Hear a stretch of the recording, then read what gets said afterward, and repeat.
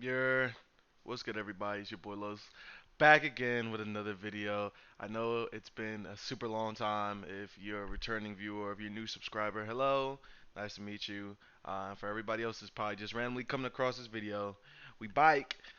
Today's video is what I learned from going viral on TikTok.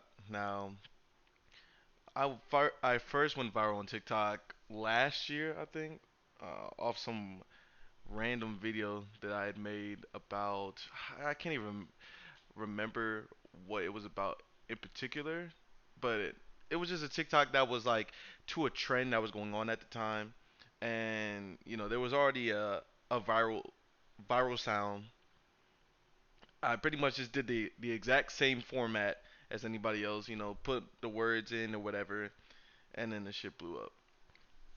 That was the first time that I realized that this social media stuff is for real. Like, you can definitely blow up on social media. For some reason, it kind of feels like social media is the new TV, where growing up, TV was one of those things where you couldn't get there. You could only dream about being on TV, being famous, being seen by a bunch of people one day. It just didn't seem real. It didn't seem like an opportunity that presented itself to anybody that was a normal person. And with social media, it kind of felt the same way where you didn't feel like you had a real chance to go viral, to blow up, to get thousands and thousands of followers. It just seemed like the people that went viral, they were preordained, they were destined. It was just something about them that separated them from anybody else on the internet. And that's what enabled them to get their clout, to get their status or whatever. And going viral on TikTok, even though I know that TikTok is a fairly new platform and that these type of platforms do like to incentivize user growth by pretty much giving you the exposure that you want to, and that incentivizes you to keep posting because of the chance that you could blow up. But it let me know that it was real, that it was possible, no matter what transpired beforehand. Going viral, like having a post of mine being seen by like hundreds of thousands of people, was in a way a mind fuck because it felt like something, but then at the same time it felt like nothing. It was like I looked at the screen, I looked at the monitor, I could see the numbers, and if I you go through the comments, you can see the comments. It's like, wow, so many people like my content, so many people are fucking with it, but at the same time, it's like a separation between you and the content where people might mess with the post, but they don't necessarily mess with you because they don't know you. They haven't grown attached to you at that point yet. At the same time, it kind of all becomes you come I can't talk. You become numb to it. You know what I'm saying? Where I saw 100,000 likes, I saw 2,000, 3,000 comments, but it didn't mean anything to me because it was so many that it lost the meaning. It was like, dang, there's so many comments, I can't respond to all of them. There's so many likes, and yet, what did that do for me? What do these likes amount to at the end of the day? They don't do anything. They don't make me any money. They don't make me happy other than like that initial like dopamine rush you get where, oh shit, this blew up, and then, it's a cool feeling. But then after that, it's just like, oh, this is just another post that has this many likes, or these are the metrics on there. And then you look through the comments and it's like, it's you, people on the internet don't seem real to you. It's so many names, so many comments, it's so many profile pictures that is like, it does nothing matters. I don't know. Maybe for other people it would feel differently, but for me, when it gets to that number, it's like I don't even know what that is at that point. I can't really recognize it for anything more than just text on the screen. Another thing that I learned about going viral from TikTok is that sometimes what you think is gonna hit doesn't hit, and sometimes what you don't think is gonna hit is gonna hit. And so you should always just post whatever. You should do whatever feels good, and sometimes maybe you should do something that doesn't necessarily feel good. I feel like some of the posts that I felt weren't going to do well and that were pretty much inconsequential ended up blowing up. And then that was the messed up part, was then I didn't know exactly why did this blow up, but something that I put a lot of effort into, something that I was really, really hoping would blow up and be seen, and I thought was really good. Why did that not get any love? Why did that not get any exposure? But this stupid ass 5 second clip that I did on some joke that I was just making offhanded and the spur of the moment, why did that go viral? And there's no rules to this shit at the end of the day. You know, there's no rules in which there's a certain type of content that excels. There's a certain type of content that does really well. Now, by saying that, there is some things that if you are a noted and experienced content creator, I think that people in that field kind of have a better understanding of replicable results in which they know if they make content in a certain type of way with this type of editing, with this type of camera, with this type of, they know the basics of how to make engaging content. How far that content will go, that's for no one to say. But they kind of know the basics of, all right, if I do it with this camera, with this editing style, with this type of music, with this type of angles, that it's probably going to do well. It's not going to be completely submerged and not seen and shadow banned. So that was another thing that I kind of came to the conclusion is that it doesn't really matter. You can kind of do whatever and it could blow up. And when you think about it, that's what it is. That's the case for a lot of people on the internet. There was a guy and he went viral for just singing along to a song having a cranberry juice in his hand on a longboard. Like, think about how random that is. He went super viral off that. Matter of fact, I think he got some fame off of that. You got a guy on TikTok and all he does is sing, counting like one, two, three, four, and he's big off of that. You got people that literally went viral off of just a facial reaction that they have. You got people that went viral off of literally doing nothing. It's kind of weird. You don't even have to do anything, but for some reason, if the right person gets a hold of it, it could blow up for whatever reason. And that's the last thing that I want to get across. What I learned from going viral on TikTok is that sometimes it's not you. And when I say that is when you're posting on any social media and you're not getting the love that you thought you were gonna get, sometimes you take it personal. And not personal like, oh, everybody hates me, but personal in maybe my content isn't good. Maybe I'm just not on the same level as those other content creators. And going viral on TikTok kind of let me know that it's not necessarily you. With the way that these platforms are structured, especially like Instagram and Twitter, they want people to pay for exposure. They want people to pay to be seen by other people.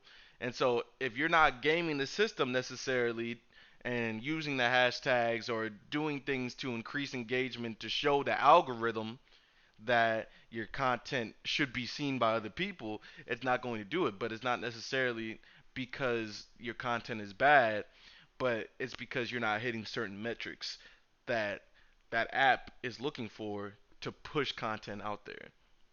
Which sucks because you could have great pictures, you could have great tweets, you could have great content, and it's just not getting the exposure that it needs because of the fact of how the algorithms work. And with going viral on TikTok, like I said before earlier in the video, TikTok is still in that growing phase in which they want to bring more people on. And one of the biggest ways that they get more people on and they grow as an app is they get more creators on there. If they get more creators on there, then they will create more content to keep you on there.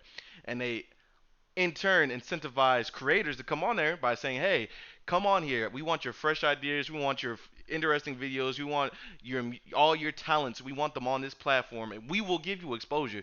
And so that they will bring their talent there, and then they will keep the people watching that interesting content on the app by basically just exposing it by making it easier for your TikToks to be seen. If you go on Instagram, it seems like nowadays nobody sees your pictures, your posts, anything like that. Matter of fact, I think I saw something that Instagram only reveals your content to 10% of your following when it drops. So everybody that follows you, not everybody even sees all the things that you post. I think it's the same for all apps, YouTube, Twitter. There's never been one time within the last 5 to I want to say maybe 8 years in which you posted something and then it gets seen by everybody that's following you. When Instagram first started, anything that you post is going to be given the chance to be seen by everybody because it used to be a timeline that was in chronological order. So whatever you posted, whoever followed you at that time, it was eventually going to come on their timeline. It's not like that anymore. Twitter, it's not like that anymore either. Unless you engage with somebody's tweets and whatnot, you're not going to see everybody's tweets. You're not going to see everybody's pictures. You're not going to see everybody's YouTube videos. Even when you click notify me when they post, it doesn't tell you every time that they notify. It doesn't notify you every time that they post. So basically, all these apps are restricting exposure for different reasons, whether that's to sell it to advertisers or because they are only trying to push. I can't talk. Push a certain type of content, or they're trying to go with their creators that are already solidified, their influencers, their bigger accounts. They're making sure that they're getting pushed, and so since you're a smaller guy and you don't really have any clout or status, they don't really care about you as much. And so those are the three things that I found out by going viral on TikTok. And I think that last one is the most important one for anybody that gets discouraged about whatever it is they do, whether that's music, whether that's just making content in general, vlogging, comedy, whatever it is. It's not necessarily you, and sometimes it's kind of hard to try to self-reflect and be like, "Dang, what can I do better?" Once you get to it, because it feels like when you get to a certain point, when your work gets to a certain quality, you're like, okay, I should at least be getting some type of positive feedback. Something should be happening. The ball should start rolling a little bit. I don't need to be an overnight celebrity, but I should start seeing some results. And you gotta take into account that the way that these apps work with their exposure, you probably aren't going to get pushed. But on TikTok, you can. That that's once again, that's not to say that it will do it though. That's the one last thing I will say, and that's kind of combining the 2 points earlier, in which you can put your stuff out there, something random will blow up, and then at the same time, something that you put a lot of work into won't blow up. But at the same time, you still have the opportunity to blow up. Basically saying that if you're an artist, if you have a song and it only has 50 plays, or you have a TikTok of that song and only has 50 plays, if something were to happen where the algorithm were to just take your video for no reason, if it were to just take your video and then throw it out to 500,000 people, right? It could then get, if it only got one, let's go and say it got 10%. If it got 10% of those people to mess with it, to engage with it, to like it, to comment on it, you have 50,000 likes on that one TikTok on your song. And all that needed to happen was it needed to go out to the 500,000 people to get that return. So the bigger your net is, the bigger your return is. So if you only had 5 people came across your TikTok and it only got 10%, well, that's not even one person. If you were to take 100 people and then show that TikTok your song, whatever, and it only got 10%, well, only 10 people, you're only gonna get 10 likes.